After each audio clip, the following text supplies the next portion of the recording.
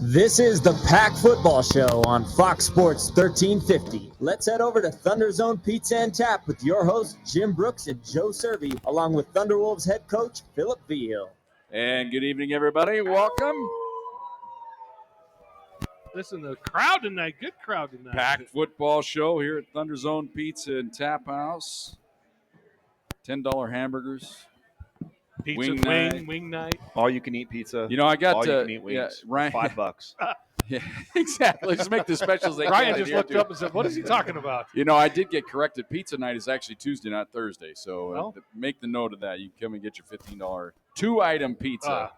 Now, if you want the deluxe pizza, they got select deluxe pizza. I think it's on Saturday. Okay. I got to look here. But there is a day of the week where you can get the other pizza. It's $20. That's like the. I don't like a lot of stuff on my pizza. I like the pepperoni and hot honey.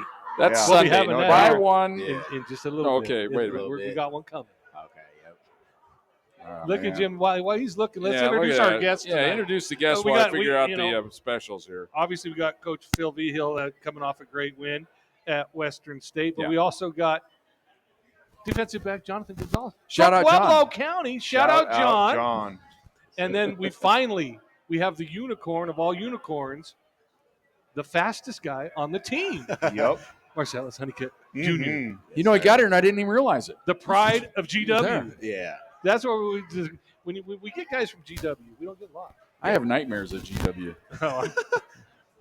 I don't know. Basketball. Okay. Oh yeah. Back in the day, basketball. Should I get when it out of the GW way? just mopped Should I get everyone. it? Should I get it out of the way right now? It's I mean, I think it's going to come either way. It's the quarterfinal game, 1979. Michael Ranson's dad, Brad Ranson, was the star of the South Colts.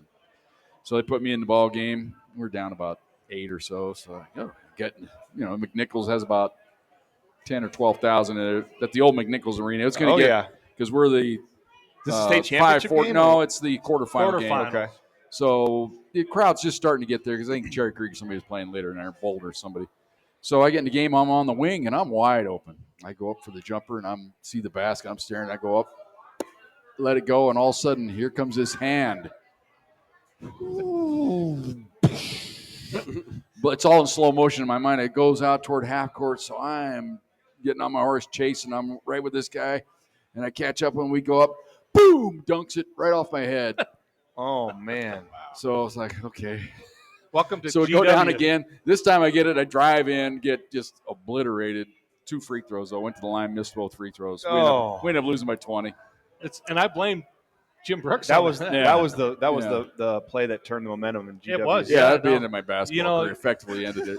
Yeah. The next night, Brad Ranson had like 44 though. Michael's dad they used to play the consolation games then, so we ended up in the 5th place game. But Where's Zach at tonight? They're next door with the team building. Yeah, they're doing. He came in and hugged it out, but they're next door doing a team building. So that's my nightmare of GW, but I won't hold it against you, Marcellus. Of course. Or Sully, as they call you. Yeah. It's a takeoff of Sully, so they're going to call you Sully. I like Marcellus Honeycutt. Dude, that was we let's got the highlight. We'll get Yeah. there. But that to me was just the play. There was a lot of plays, and there was a lot of big plays. And That was a big one. There was a lot of the plays, but that was the play. Wait, Coach, yeah. I've covered a lot of these games, and I've been on a lot of fields before games with all the teams from 2008 till last week, and I never saw a coaching staff or team locked in and keyed up. I mean, there was just something about that pregame with everyone associated with the Pack. What was it Saturday that just the amplification was just like I've never seen. Well, I wish it would have. It didn't translate to the first half. I was going to say it didn't work well in the first quarter. Were they too keyed up? Yeah, I was going to kind of lead into that. No, I don't know. I mean, I thought I thought the energy at practice last week was really good. The intentionality was really, really good. We had a great week of prep, and I knew the guys were locked in and ready to go. And I don't know why it didn't translate in the first quarter, but it didn't. It never wavered our belief, and that was the thing that I told the team afterwards. I've never been more proud of a group that, we talk about being in a 0-0 mindset and living in the moment and completely severing the last play, whatever's happened before. And they did that all game long. And we talked, even in the week early, that week previous, we were just talking about, man, when you play really good teams, they're going to force you into some mistakes. It's going to happen. And the team that can get over those mistakes faster is going to be the team that wins. And we just felt like we were able to put some stuff behind us and stay in the game and understanding it's a 60-minute game. And I didn't feel like it was a huge momentum shift. I think you mentioned Selly's touchdown. That was a big momentum shift right there. But it was just like, body shot after body shot after body shot after body shot. And then all of a sudden it was, win. If it was a prize fight, those first 3 rounds, judges scored it. No doubt. Western. No doubt. But then the haymaker, the Selly's touchdown, kind of like, we looked at each other and go, here we go. That's exactly what we said as soon as that. Well, we like to say restore order. Yeah, it kind of restored order a little bit. We can all breathe now. Here we go, and then from then on it was on. Yeah. And a masterful job in the last 4 minutes and 1 second of clock management. Mm-hmm. I thought Jordan Dodge, Phil Veal, the staff. I thought Roman calm. Yep. Just calm, and Jackson was Jackson. That was the way you finish a game on the road against an undefeated nationally ranked team. Yeah, again, that's a very well coached team that we played, and our guys just proud of them. Yeah. Really proud of our staff, really proud of our players, and what they were able to do on Saturday was a lot of fun. Well, let's go back to the start of the game. I thought they came out pretty good game plan. They every time they threw it to a guy, I said, "Man, that's only his 3rd catch this year. That's his first big play of the year." It seemed like they trotted out some guys that you hadn't seen before that made big plays, and they got on top of you a little bit, and then they just kept steamrolling there until you finally made the adjustments. I think maybe the block punt shocked everybody into sense. I mean, you go down 21-0, man, we got to get going here. We're going to get blown out of this place. Yeah, I think the biggest issue in the first half, they were doing some things offensively that was a little bit different. They opened the game with midline, which they have never done before. They did some wham stuff that they haven't shown before. And, obviously they were worried about our D tackles and those guys making some plays. And I honestly, I think the issue early was the lack of production on the offensive side, because you look at that first quarter, they scored 14 points in that first quarter. The offense had 6 total plays in the first quarter. 2 3 and outs. And 8 total yards. Yeah. And then, we get into this from that point on, we had 415 yards of offense. Think about that, what you did, what you finished at the stat sheet, and think about what you spent the first 15. I'm looking at Marcellus because he was on offense. Look at what you guys did in the first 15 minutes. Correct. Don't take it personally. And it's just when you're facing a really good team, a really good offense, and we're neck and neck in almost every statistical category. Well, if they're on the field for 13 minutes, they're going to score some points, and they did. And there were some things that we didn't have great eye discipline on a couple big pass plays. The hook curl area was an issue for us. Weak hook area pass was an issue for us early, but we got those things fixed, and the offense started rolling. And the block punt was actually a fake. Yeah. And again, I was just trying to be aggressive. I knew we were going to have it, and we had it, and. We didn't zone our gap on the backside, which let a free rusher come through. And if that guy's not there, we throw it to Seth Bozzi, who's in the flats right now, and there's nobody within 5 yards of him. And he picks up the first down, and we're rolling again, and it didn't work out that way. All right, so you go down 21-0. Now it's like, well, man, we got to get something done here. We need a first down, basically. Yeah, let's get something going. And then you hit the big play to Retzlaff down to the goal line, and that kind of – it's like, oh, okay, take a deep breath here. Then you got another stop, and at the end of the half there, talk about that decision. Do you look back on it and you go, man, should I have taken the 3? Or first of all, I think the big play was stopping them, getting points going in. So then it gave you that bonus possession. For sure. I in my heart, I was like, all right, we're going to get this ball back. We're going to go down and we're going to score 7 points. And it's going to be 14-21 going into half. And we're going to get the ball to start this third quarter, and we're going to go down and score again. It's going to be 21-21. Right. And honestly, I should have. I told the team at halftime. I told our staff at halftime I should have kicked the field goal. But it is what it is. We're going to move on from now. And again, I have a lot of confidence in our offense and what we're able to do, and probably a little overconfident in that point right there, and should have kicked the field goal. Yeah, but your defense comes out in the second half. You don't do anything on that first drive. I know you get it. stopped, and it's like, well, man. No, we get 9. You had to stop them right there, I think, to keep the game in order, and you did get the stop, and then you hit the bomb. Yeah, and we get 9 yards on our first play, and then we go, 2 run plays to get 1 yard and couldn't get a yard. And they were doing a good job in the interior defensive line, and they're diving at our offensive linemen's feet, and so just cut blocking essentially our offensive linemen, and it created a clog inside, and we weren't able to convert on that. And then our defense does a great job and gets a stop and gets the ball back to the offense. They can pin us deep. I think we've got the ball on our 5-yard line, and we run one play. Did we throw an out to you right off the bat? Yeah, it was an out. Yeah, out for 7. Yeah, so we got second and 3 from our own 11-yard line or whatever it was, and Sully said, "See ya."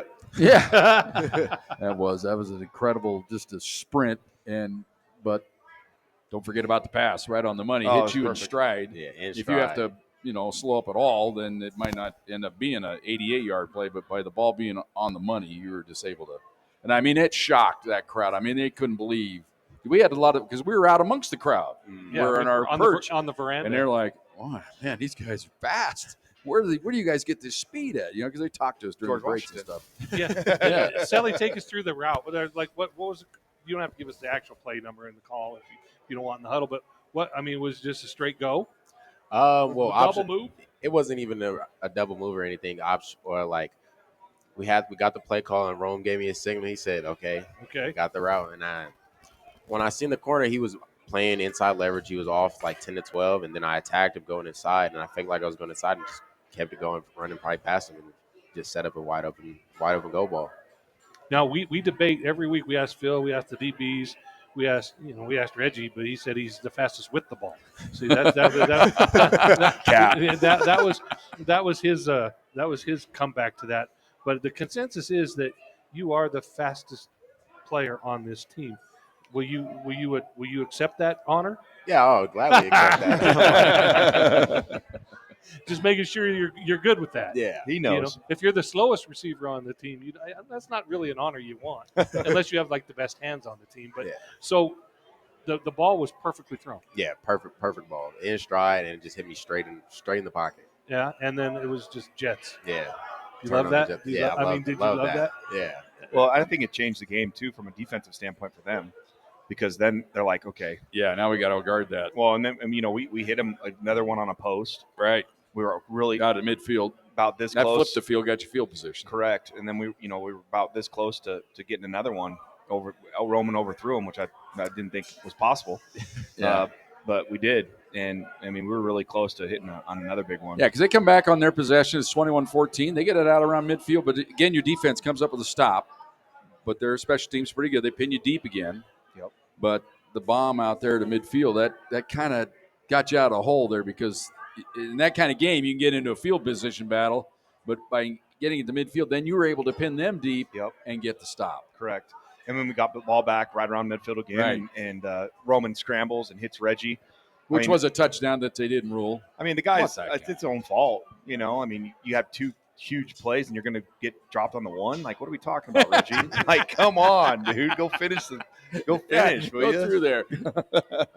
Well, we liked that the guy was 25 yards away. You could see it at the goal line, and the guy on the goal line signaled touchdown. It was kind of wired. But anyway, then Keon able to get it in. So now it's a tie ball game, Phil. Now you're going, okay.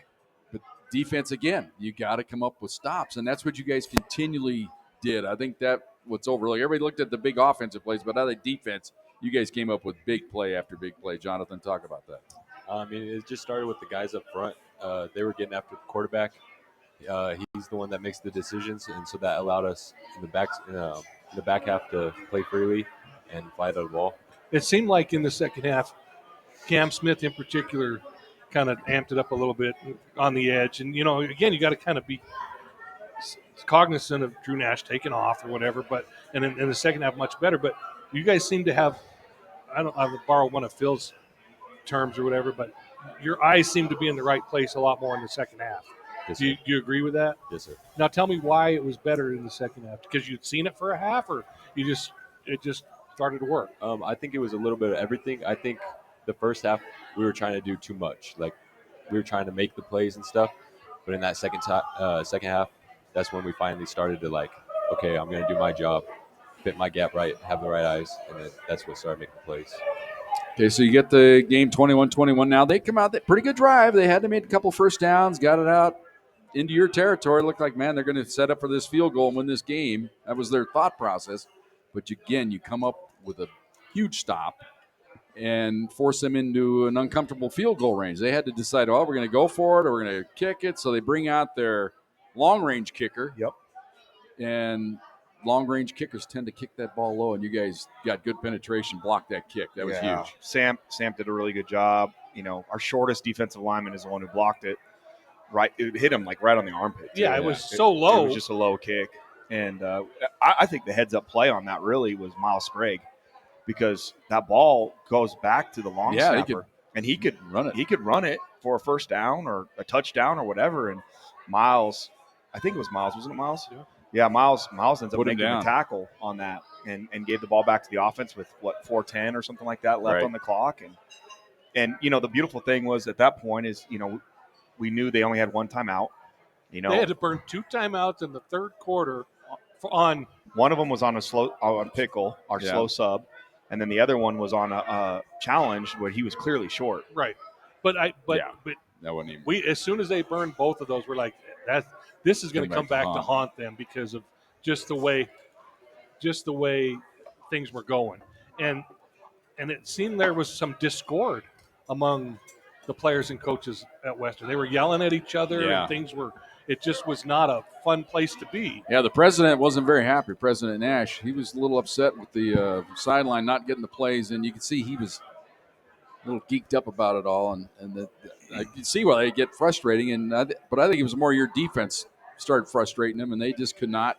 He could not get the lanes. I've watched a number of games with him this year, and it seems like every game he has a 30, 35-yard run because you just lose contain. He had a few decent runs, but he never got loose to where he was not an explosive run. And I think, these guys can tell you they were in the game. They were close to the sideline. They could hear how they were acting. You guys want to talk about that? Yeah.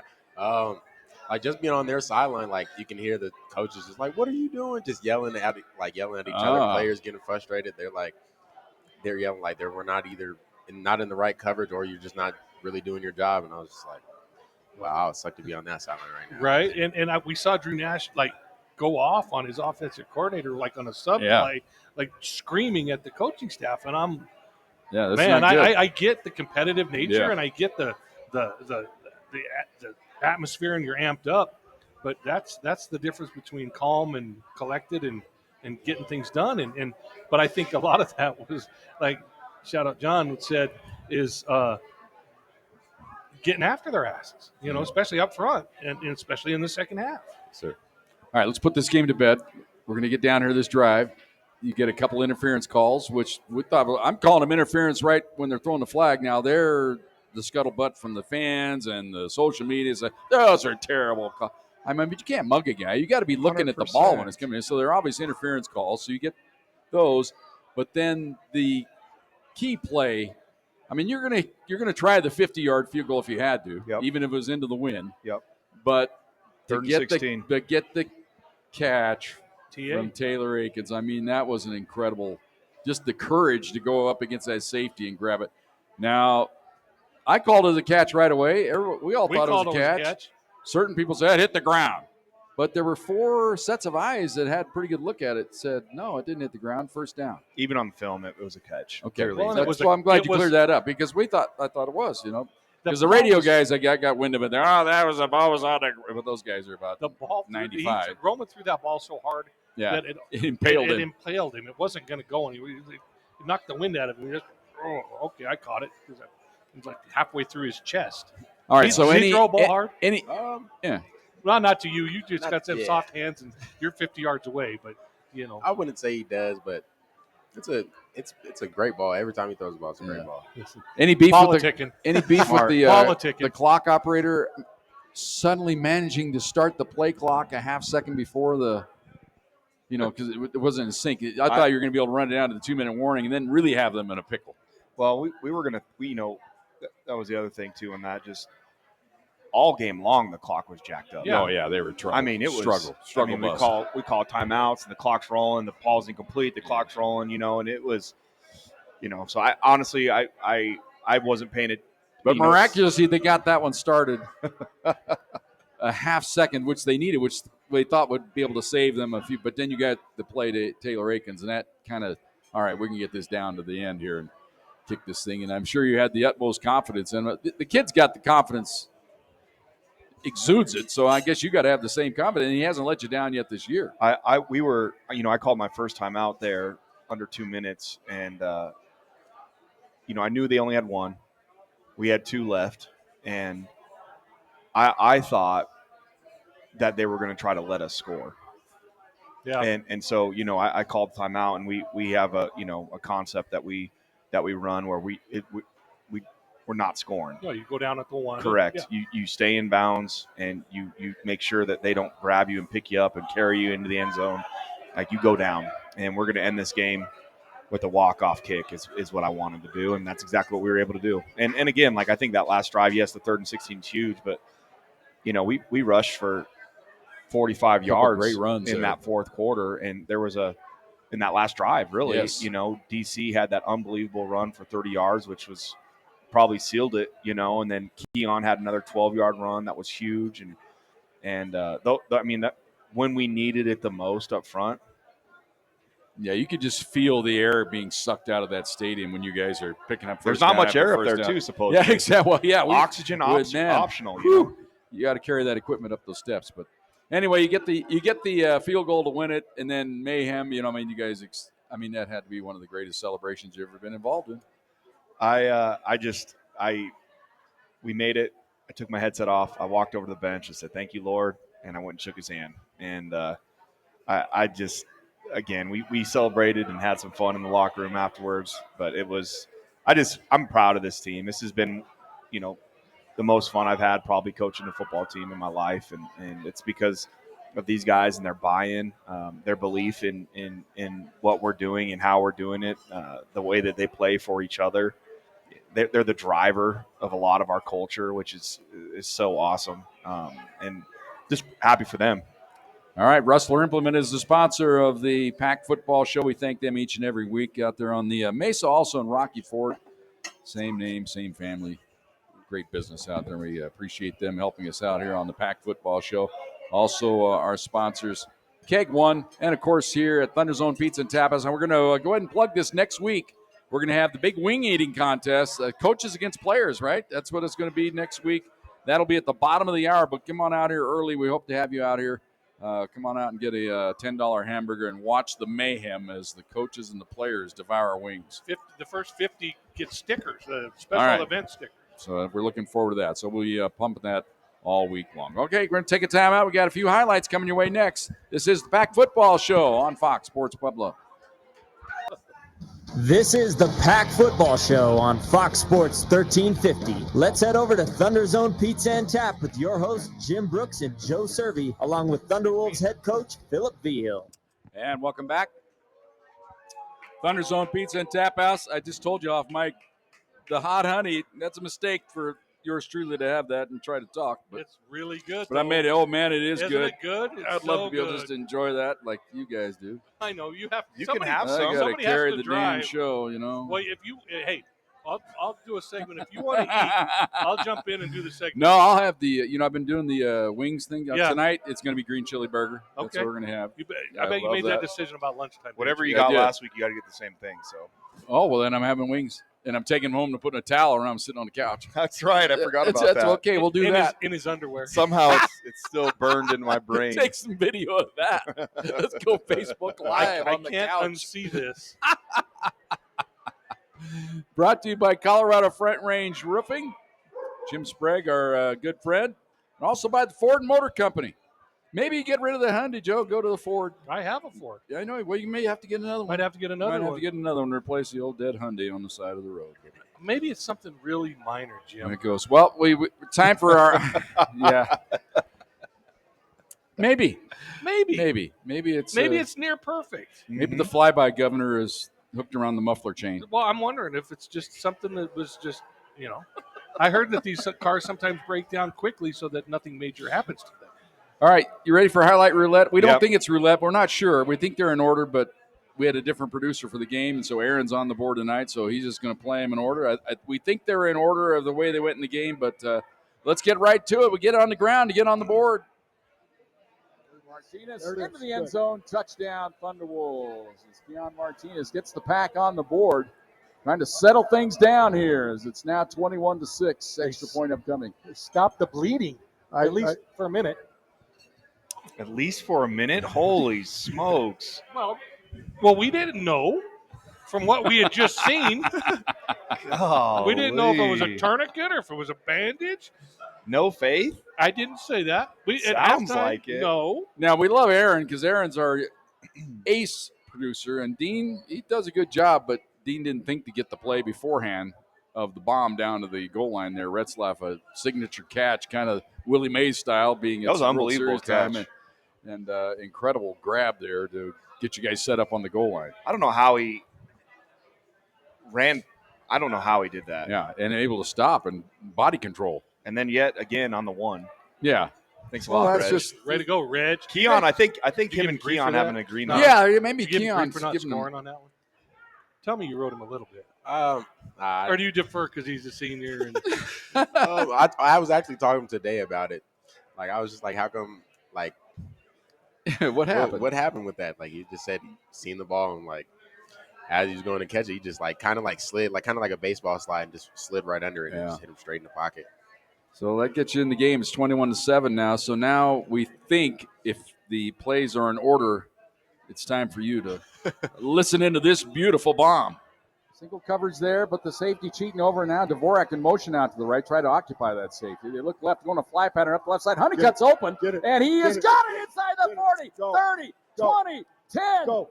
Touchdown, Thunderwolves. No Let's flags, go. and just like that, the Pack strike and get right back in the ball game. That's awesome. And you got Coach Riston in there cheerleading.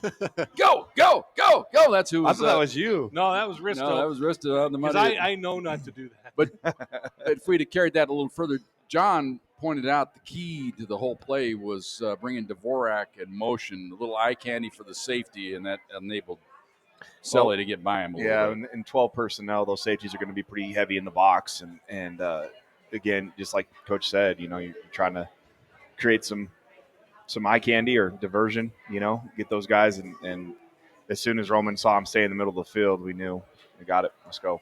They missed the Mountaineers are jelly of Selly. That's right. We didn't carry that on further. I'll have to get that for you. I've got that on. That's Well, all I don't right. know if I have it on the copy now because we had all kinds of wireless internet issues. I always try and come up with one or two. Issues left and right there in Gunnison, but that's the way it goes. All right, so again, here the play beforehand, which set up this touchdown, was, of course, the grab, another grab to the goal line by our man, but didn't quite get out, although it looked like he was in. Retzlaff, the guy on the goal line signals touchdown. The guy that's 20 yards up the sideline, oh, no, I got to talk this over. Oh, I thought one. Yeah, I don't know. It doesn't matter.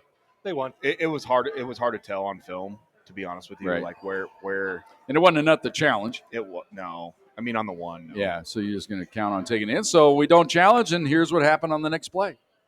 And fake it to Retzlaff. Martinez into the middle of the line. He's to the goal line. Touchdown, Thunderwolves. It just took one extra play. They had Josiah in the backfield as a blocking They did. back. And you brought kind of the jet sweep action there, faking it to Retzlaff. And again, something to give them pause, and then Keon were able to ram it in there. Yeah, and just like Coach said, we brought Josiah Sampleton, our D lineman, in on that one, and he was helping kick out. And, it was He good. probably loves that. Oh yeah, Yeah. all those defensive Yeah, guys, they if want- they can touch the ball, they're all They about want it. that. They want that job. Let me in, Coach. So this next drive, we had a couple great runs, had the interference calls, get you in business. Then the big play to DTA, getting him down there. Just an incredible catch. It was. Looked live to catch to all of us, and all the guys with stripes said, catch. We don't know what you guys are whining about. A lot of whining. But All the the great whining thing up there about in the that is stands. even if they wanted to cry about it, they didn't have a challenge. Correct. So we then felt they pretty good had about to that. cry in their beer after this one. Good snap. Ball's down. Kick is up. Looks good. It is good. Yeah. And the Thunderwolves have defeated the Mountaineers 24-21, and the celebration begins as the Pack for the second straight year has come in and broke the Mountaineers' heart in their own stadium. I just had to add. That was like twist, stick and twist, Phil. Oh man, it's fun listening to that again. And just is crazy. I mean, just to hear a stadium go silent like that, and then all you can hear is you guys celebrating. That's so much fun. It was fun. That was their second largest crowd ever. The stats said it was only like just over 2,000. Right, but that's not a very big stadium. So I don't know. I still thought there would be more people there, if I'm being honest with you. yeah, I mean maybe their biggest crowd might have been the playoff game. They might have been down at Mario's. Is that either at a Garlic Mike's, someplace there in Gunnison? You know, the Arts and Croissant crowd didn't want to come out to the game. We got to go up on Friday, you know, and that was Halloween, and they shut down Main Street, and so we went trick or treating with the kids. Oh, nice! And Olivia was Dopey from Snow White, yes. One of the dwarfs. Ava was Ariana Grande. Love it. And Peyton. Love it. That's the best costume I've ever heard. Was a dead mountaineer. It was a dead mountaineer. Oh, my mountaineer. God. That's awesome. Yep. So we were trick-or-treating in Gunnison, and he was a dead mountaineer. He had a bite mark on his neck from a wolf and a scratch across his face. And it was pretty epic. Very prophetic. Yeah. All right. Hope you enjoyed those highlights. We enjoyed reliving them. Thunderwolves Pack Football Show brought to you by Rustler Implement. Get out there and get an implement, Joe. Implement. I'm going to need one. Don't have a car. Get you a tractor. I'm going to Golden in a shredder. A wheat shredder. That'd be like one of those potato pickers. Might take you a couple of days. All right, we're at ThunderZone Pizza Tap House. Remember the big promotion next week. Come on out here next Wednesday. We have the wing eating contest, and first 50 people here get a little prize of some kind, right? There's stickers and $10 hamburgers, deals, wing it's night. It's going to be crazy. It'd be a great night to come on out here if you haven't experienced the Pack Football Show before. We'll come back. We got questions from our listeners. If you got a question for the coach or the players, 719-671-7574, 719-671-7574, or get on the old X machine and tweet Joe, and we'll get your question on there. Back with more of the Pack Football Show right here on Fox Sports Pueblo. This is the Pack Football Show on Fox Sports 1350. Let's head over to ThunderZone Pizza and Tap with your hosts, Jim Brooks and Joe Cervi, along with Thunderwolves head coach, Philip Vigil. And welcome back. Pack Football Show. ThunderZone Pizza and Tap House. Brought to you by Keg One, as well as our buddies at Colorado Front Range Roofing. Colorado Front Range Roofing had a nice sack in the ball game. What was your thoughts about the targeting then taken away? I thought it was a little cruel to call him for targeting on that sack, but you know, it was helmet to helmet, but was it not enough? What do you think when they overruled it? They gave us the personal foul, so that's all I really cared about. Right, we brought that up on the broadcast. We watched the game a couple weeks ago. I think it was San Diego State or California, and the refs called targeting. They didn't call personal foul. So when they went to the review, they said no targeting. But the guy that's doing the TV says, hey, wait a minute. They didn't call personal foul with targeting. Correct. And so the guy got a free run at the guy and lit him up, and it ended up costing him the ball game. So it was good that they at least called the roughing the passer. So. Yeah, that was good. All right. Got some questions. You ready? Yep. All right. Let's see what we got here. You can tell how prepped I was. Well, I got one for John. You go with yours first. Yeah, no. Yeah. We were talking when I found out Coach texted me who was going to be on. One of my coworkers, big CSU Pueblo fans, they want to know what it's like for a Pueblo kid to play, not only come to CSU Pueblo and play on the team, but get valuable minutes. I mean, you got one on the offensive line in Brock, and you know there's been a history of good players on a Pueblo team, but is there added pressure being from Pueblo to be on CSU Pueblo's team? It's pretty special to come here and play. I think it is a little bit of pressure, just having family here, friends, like everybody I know. What do you got, about 20, 30 in the stands every game? Yeah, more? Yes, sir. That's just well, I'd say your family. You could have a pretty good inter squad, couldn't you? Yes, sir. You got what's the spread from youngest to oldest in your family? The oldest is 22 and the youngest is 14. So it's all jammed right in there, huh? Yeah, there's so 6 8? of us. 6. Okay.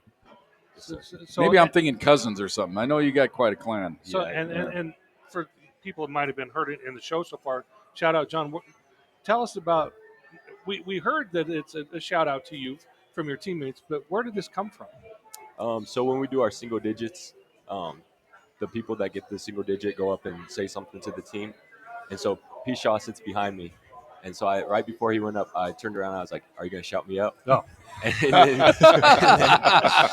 then he's like, "Yeah, I got you." And then he just stood up there, didn't say anything, and said, "Shout out, John." Oh, there we go. And so it took off. And it stuck with everyone. I mean, we do it now. We have no idea what it means. It could be the middle finger. We don't know. And we just say it all the time. We say it on the air. Shout out, John. But you were very active Saturday. Did you feel more active Saturday, or is that just how you play? I felt active, but I mean, it's all just from practice and stuff, like just preparing for the moment. Like Dre went down, P. Shaw had to move to nickel, and so just the prep. Yeah, and it's, I mean, you got to be ready when they call on it, right? Yes, sir. Well, Pueblo kid, were you recruited by anybody else, or was it kind of, you know what, I'm going to be a hometown product and go show them what I can do? Yes, sir. Well, talk about the process there. So originally, I did not want to come to CC Pueblo. I thought, like, going to college, I thought I had to leave my hometown. It's a common thought amongst many players. Yeah, and so originally my top 2 schools was Western or Black Hills. I was going to go play receiver at Black Hills or DB at Western, and like CC Pueblo offered me first, but like I didn't really they weren't in the picture at the moment. And then after my visit. On the second day of my visit, that's when I was like, "Oh yeah, I need to be." Your second visit here or somewhere else?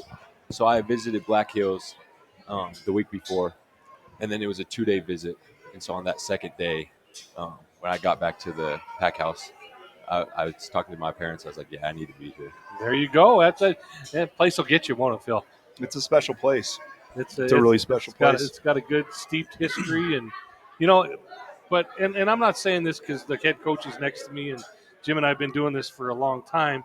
But if you can play here, you're a good football player. There's no doubt. You know, that's the bottom line. Is the pack to the pros will show you that if you can play here, you're a good football player at whatever level. You're a good football player. I think too, like Selly was at Eastern Washington, and not everywhere is like what we are here. And the brotherhood here. The culture here, I really believe in it, and I think these guys do too. And I think Saturday was another example of how culture wins. I really believe that. All right, Ken from Missouri checking in. He wants to know what was in the water jug at halftime. Do you guys change things up, go with a little different mix and little electrolytes? I'd have to ask Jake. I don't know. I have no idea. I'd have to ask our head trainer. But is it, there's not a lot of X's and O's adjustments at half, is there? Is there more mental, or is it you guys aren't doing this, or we need to do this better, or what turned the second half from the first half? From my perspective, I feel like we just stayed composed. Like coming in at halftime, coach was like 0-0 mentality, and we just kept that same mindset. And then once we went out there for the third quarter, we just started clicking. Like we didn't really make too many big of a changes. We just went out there and started making plays for real. Well, Uncle Charlie checking in. He goes, well, now we go to Mines. 2 games left. Trying to work my way through it here. Come on, yeah, Uncle it's Charlie, like, it's like Larry King. What's the question? Houston, hello. Start with a question. But he just wants to know just more or less you're feeling right now, I guess. He just wants to, you got to be geeked up about it all, don't you? Or is it hard to get too excited? I'll try to ask the question for him. Like, you come off a big win like this against Western Colorado, but, I mean, perennial power Mines this week. Shadron's having a hell of a year. They had you down at halftime last year. Similar situation that you faced here against Western Colorado at halftime. Yep. So it's hard to get. Well, I'm sure. Your mindset's going to be no. It's not hard for me to stay focused, but from the outside observer, we think, man, how do these guys you just got to keep grinding, don't you? Yeah, I just think you don't stray away from your process, right? Like we talk about 0-0 mindset, and is it harder to be a 0-0 mindset when you're down 21-0 or when you win an emotional game like that, 24-21? And it's probably after the game, right? Like being able to flush it, reset, and completely move on and go back to who we need to be. And I think Tuesday's practice this week was honestly might have been the best Tuesday practice we've had all year long. And these guys have done a really good job of flushing last game and understanding that practice is for preparation or performance, And if we want to perform on Saturday, we're going to have to practice well. And so we've done that. The last 2 days, we need to have another great day tomorrow. That's really all I'm worried about is like, how do we have the best possible Thursday practice at this point that we can, and how can we have a great Thursday evening meeting? And because I love this team and I want to keep doing what we're doing, and the only way we're going to continue to play on past the regular season is if we stick to the process. We haven't earned anything yet. Yes, and how many? Yeah. Not our standards. Was it pretty light week on that? Yeah, so we didn't do them this week. I made a deal with the leadership council that if we have 5 penalties or less, or 50 yards or less of penalties, and we won't do not our standards. Okay. And so we were at 48 yards this last weekend, and so we didn't do our not our standards. Okay, well, there wasn't a lot of pre-snap penalties on either side of the ball, which I think we we noticed. Yeah, and I'm sure you did too. Yeah, for sure. Sure. That was a good crew too. I think. Yeah, Richard Gray does it. Yeah, he does a great job. He does a great job, and you hope you get Richard Gray for those kind of games. Yeah, we won't get him again. Of course. 2-part question just came in. Your experience with Coach Stitt at Mines, and wanted to know what you think has been the issue with them this year. I immediately think they've had some really debilitating injuries at some key spots, but they're still Mines, and they're still pretty darn good. Looked a little young to me. I thought their lineup seemed like a lot of guys left the program. I don't know if it's because the new coach came in, but they had a lot of juniors that didn't carry over into their senior year. Did you notice anything like that, or am I just reading things into it? I didn't. Obviously they lose Flynn Shield early to an ACL, and he's one of the best receivers in the country, not just the RMAC. Really, really, really good player. They lost a tailback that was carrying the major load for them earlier in the year as well. Coach Stitt and I go back quite a ways. My senior year in college, my head coach said, "Hey Phil, you should be a coach someday. I think you'd be a really good football coach." And I was like, "Heck no! Like I'm gonna. That's the farthest thing from what I want to do. I want to go make some real money, And so my wife and I get married, and we moved back to Denver. And I was in sales and making great money, and just miserable. And missed the action. I just missed all of it. I missed the leadership side of it. I missed the competitiveness of it. And just completely naive to the process and how everything works. And, my brother was playing at Colorado School Mines. And so I knew Coach Stitt from competing against him my entire college career, and then obviously in the recruitment of my brother. And so I just called him and said, "Hey, Coach, I'm in town. I'd like to meet with you." And walked into his office, and he's like, "Coach, I want to coach college football. And I want to coach for you. I'm here. I just signed a year lease." And I was like, "Do you have anything?" He's like, "No." Darn. And I was like, well, let me make a phone call. I'm going to show up anyways. Yeah. And so I volunteered for 6 months, and they felt sorry for me over there at Mines, and so they let me teach an activities class. And they paid me about $200 a month or something crazy. And I honestly just felt like I was living my best life. Like this is what I was meant to do. And so he gave me my first opportunity in college coaching. That's awesome. I'll forever be grateful to him for that. And so I have a lot of respect for Coach Stitt, and I know, this is a very good football team that we're going to play on Saturday. And I know, they've had some games where you look at it, you think, just from the outside looking in, maybe they shouldn't have won that or shouldn't have lost that game or whatever, but they've done a good job. All right. Well, I was always good. When I was at the Chieftain, I did previews of everything and talked to opposing coaches for years. And he always made time. I still got his cell phone number in my book. He was always like, "Joe, what can I do for you?" He understood my job. Yeah. And I think I always appreciated him for that. Yeah, he's awesome. But it's funny because when he got the job, I got a text, Bob Stitt 2.0. Yeah, exactly. That's kind of stuck, hasn't it? All right, we're going to take one final timeout. We'll come back. We'll talk more about this week's matchup against Colorado School of Mines. That comes your way next. ThunderZone Pizza and Tap House, home of the Pack Football Show on Fox Sports Pueblo. This is the Pack Football Show on Fox Sports 1350. Let's head over to ThunderZone Pizza and Tap with your hosts Jim Brooks and Joe Cervi, along with Thunderwolves head coach Philip Vigil. Welcome back, ThunderZone Pizza and Tap House, Pack Football Show. Special thanks to all of our sponsors here. Of course, ThunderZone Pizza and Tap House for hosting the show. Colorado Front Range Roofing, Keg One.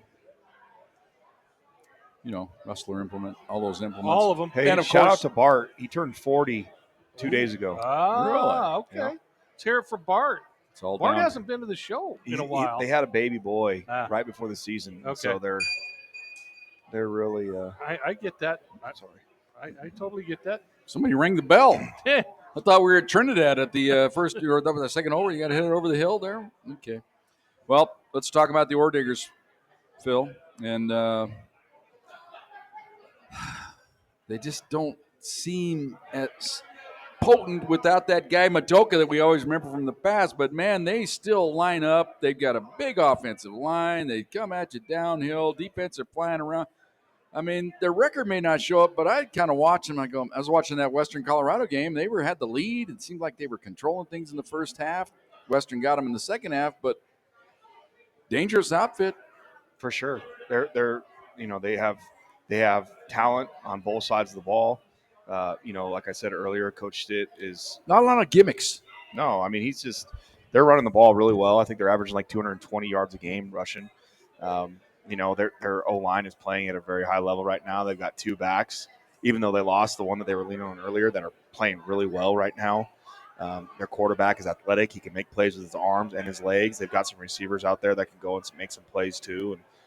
And offensively, I think with who Coach Stitt is, and he's very, very smart offensively. Has had a lot of success in his career. I know he knows how to get quarterbacks to play at a very high level. I know Matoka is obviously not a Heisman, but a Harlan Hill winner. But the only Harlan Hill winners before that were under Coach Stitt. And he's done a really good job of developing those guys. And I think they've, outside of the Western game, I think they've gotten better and better as the year's gone on. And so for us, it's defensively, we have to find a way to stop the run. We have to be able to control that, because I think they're going to try to establish that early and really lean on that as the game goes on. And so that's a big one for us. And then defensively, they're going to be an odd front. They've got some really experienced guys on the back end that have played a lot of football, and they're going to try to junk it up a little bit and bring some pressure. And last year they were playing some man, and they've shown that on tape again this year. And so it'll be interesting to see what they come out in and what they do. We feel like every single team that we've played this year has shown us one thing on defense, and then when we get into the game, they've done something completely different. Even with Coach Auer in Western Colorado last week, they played more drop 8 than I've ever seen them play. Right.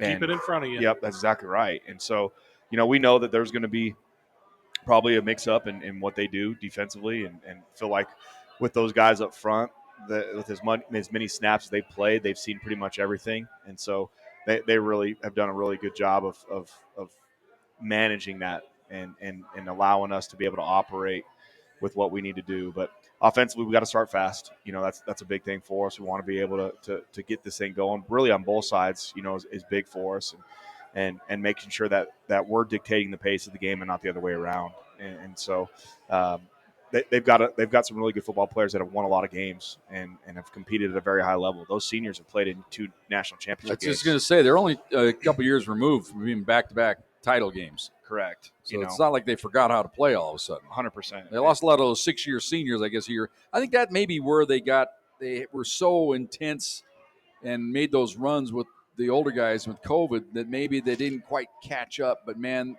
the guys that are filling in, they look pretty darn good. Yeah, they do. They look really good. They've got some great players, and they've got a great coach, and I know they're going to be ready for us.